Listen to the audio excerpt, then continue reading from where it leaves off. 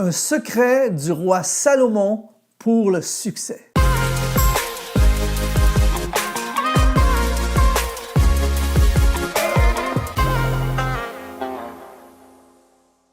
Bonjour, ici Luc Dumont d'Exponentiel.net. C'est vraiment un plaisir aujourd'hui de te retrouver pour cette capsule vidéo. Ça fait plusieurs fois déjà que nous parlons de Salomon, mais tellement de gens m'écrivent de partout dans le monde.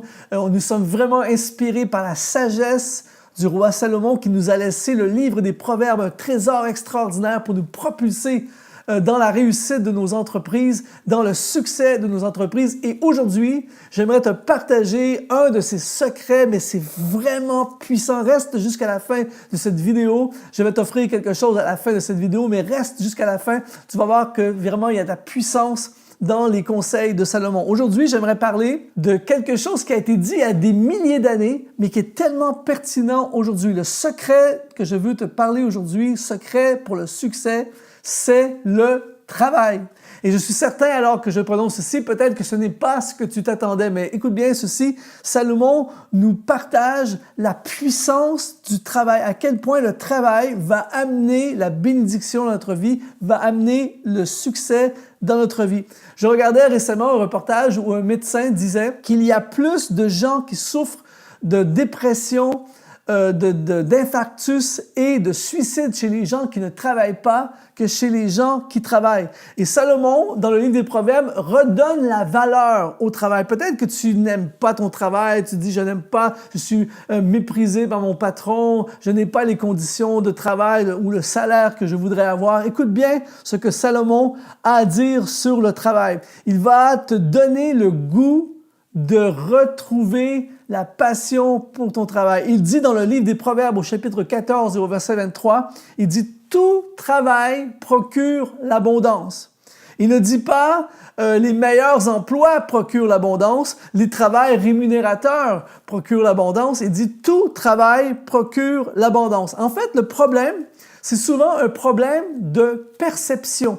Pourquoi? Parce que des fois, tu peux retrouver deux personnes dans la même réalité, un qui est heureux et un qui est malheureux, alors que ce sont les mêmes circonstances.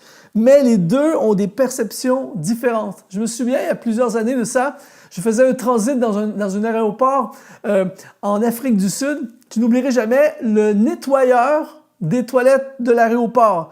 C'est très rare que tu vas dans les aéroports et tu vois les gens qui font le nettoyage des toilettes débordés de joie. Et quand je suis entré, le monsieur avait un nœud papillon. « Bonjour, bienvenue à l'aéroport ». Et là, il donne le nom de l'aéroport. « J'espère que l'endroit est propre et que vous aimez l'endroit. Si je peux faire quoi que ce soit pour contribuer à votre passage dans l'aéroport. » J'en revenais pas. Le gars, il nettoie les toilettes. Et qui se rappelle du nettoyeur de toilettes d'un aéroport où tu as été il y a 5-6 ans? On ne se souvient pas de ces choses-là, mais le gars était tellement brillant, il était tellement rayonnant dans son travail. Et là, j'ai pensé à ce passage, « Tout travail procure l'abondance ». Mais souvent, les gens attendent d'avoir l'emploi de leur rêve, attendent d'avoir un emploi, s'empêchent de prendre certains emplois parce que ce n'est pas selon les standards qu'ils désirent avoir. C'est comme si le jeune David, qui va devenir le roi d'Israël, aurait dit « Je ne veux pas être un berger, je ne veux pas jouer de la harpe, je ne veux pas aller porter le repas à mes frères qui sont à la guerre, je ne veux pas affronter le géant, j'ai eu une prophétie, je vais devenir le roi du pays et j'attends d'être le roi. » Non!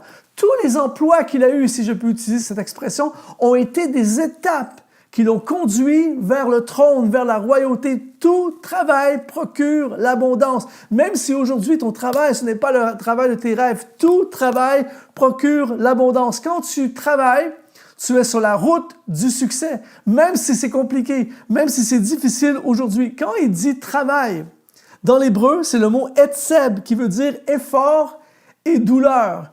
Et quand il dit « procure l'abondance », le mot « abondance », c'est le mot « motar » qui veut dire « profit et supériorité ». Tout effort, toute douleur produit le profit et la supériorité. Et quand je pense je lis ce passage, je pense quand j'étais adolescent, à l'âge de 10-12 ans, je passais dans la ville où j'étais, je passais les journaux, je passais des circulaires, de la publicité, tout ça, de maison en maison. Je faisais ça plusieurs soirs par semaine, l'hiver, quand il faisait froid, tout ça. Alors que mes amis s'amusaient, j'allais passer des journaux, je me levais des fois très très tôt le matin pour aller porter les journaux chez les gens à différentes adresses. Je prenais mon vélo l'été et tout ça pendant que mes amis dormaient. J'allais passer les journaux. Mais il n'était pas rare qu'à la fin de la semaine, je me retrouvais là, j'étais 10 ans, 12 ans, je me retrouvais parfois avec 100 $, dans mes poches. Et je me souviens, lorsque j'arrivais à l'école le midi, c'est moi qui payais le restaurant, le repas aux gens autour de moi. Des fois, j'arrivais avec des vêtements, j'avais des super vêtements, tout ça. Et tout le monde m'ont placé à un niveau, d'une certaine façon, un niveau de star parfois même. Pourquoi? Parce que je payais les trucs à tout le monde. Pourtant, je n'étais pas le président de la classe. J'étais loin d'être le meilleur étudiant d'école. Mais j'ai compris que quand tu travailles, tout travail, au lieu de dormir, au lieu de m'amuser le soir, je travaillais. Et tout à coup, j'avais une abondance qui m'amenait à un niveau supérieur. Alors, si aujourd'hui, toi et moi, on décide de travailler et on croit que tout travail produit l'abondance, il va y avoir une bénédiction parce que, comprends ceci, travailler, c'est la volonté de Dieu. Donc, quand je pense à cette pensée que c'est la volonté de Dieu, ça veut dire que aujourd'hui, si je n'ai pas d'emploi, c'est certain que si je cherche un emploi, je vais trouver un emploi parce que c'est la volonté de Dieu que je travaille. Et je suis assuré aujourd'hui de toujours avoir un emploi. Pourquoi? Parce que c'est la volonté de Dieu que je travaille. Tout travail produit l'abondance. Et là, Salomon donne le problème. Au Proverbe chapitre 21, verset 25, il dit: les désirs du paresseux le tuent parce que ses mains refusent de travailler et tout le jour, il éprouve des désirs. Le mot travailler ici, c'est le mot asa qui veut dire accomplir ou faire avancer. Le problème de cette personne dont Salomon nous parle ici, c'est qu'il a des désirs. Nous avons tous des désirs. Mais le problème du paresseux, c'est qu'il a des désirs, il a des projets, il veut acheter des choses, il veut vivre des choses, mais il ne veut pas travailler pour que ça se réalise.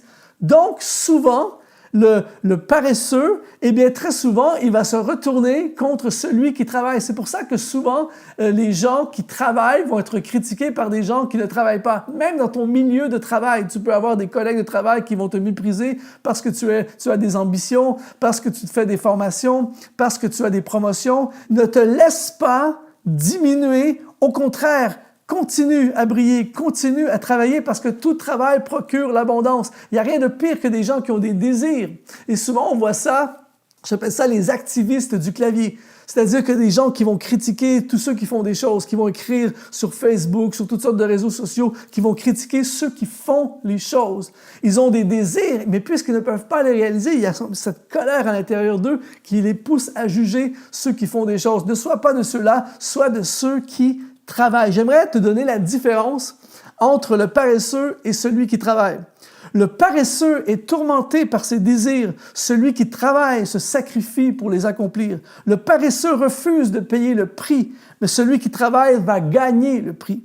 Le paresseux préfère rester couché. Celui qui travaille préfère les bénéfices de se lever. Le paresseux passe sa vie à rêver. Celui qui travaille réalise ses rêves. Le paresseux a beaucoup de temps pour juger les autres. Celui qui travaille est occupé à aider les autres. Le paresseux profite maintenant et regrette plus tard. Celui qui travaille paye maintenant, mais profitera plus tard. Le paresseux a toujours une excuse. Celui qui travaille a toujours une solution. Le paresseux va souvent juger ceux qui travaillent. Ceux qui travaillent vont secourir les paresseux. Le paresseux finit toujours par saboter le plan de Dieu, mais le travail conduit toujours vers le plan de Dieu. Mon ami, tout travail procure l'abondance. Même si aujourd'hui, ce n'est pas le travail de tes rêves. Même si aujourd'hui, tu es sous-payé pour ce que tu fais. Mon ami, Dieu bénit toujours le travail. Il y a plein de passages dans le livre des Proverbes où Salomon nous encourage au travail. Le travail amène la bénédiction. Le travail ouvre le ciel. Attention, le travail te positionne pour des promotions. Le travail te permet de rencontrer des gens qui vont t'ouvrir des portes. Le travail amène la santé dans ta tête et dans tes pensées. Le travail amène des finances dans ta vie. Il est préférable de travailler, même si on est sous-payé, que de rester à la maison et de ne rien faire en attendant un travail qui va nous payer comme on voudrait qu'il nous paye. Le travail, c'est la santé du corps. Le travail, c'est la santé de la tête. Le travail, c'est la santé spirituelle. C'est la volonté de Dieu que tu travailles. Je prie maintenant pour toi aujourd'hui. Si tu n'as pas de travail, je prie que Dieu ouvre des portes pour que tu travailles. Si tu n'as pas de travail, ton emploi à partir de maintenant, c'est de trouver un travail. Et je peux t'assurer que puisque c'est la volonté de Dieu, il va ouvrir des portes pour que tu puisses travailler. Sagesse de Salomon pour le succès, c'est le travail. Merci d'avoir été là. J'aimerais simplement t'offrir ceci.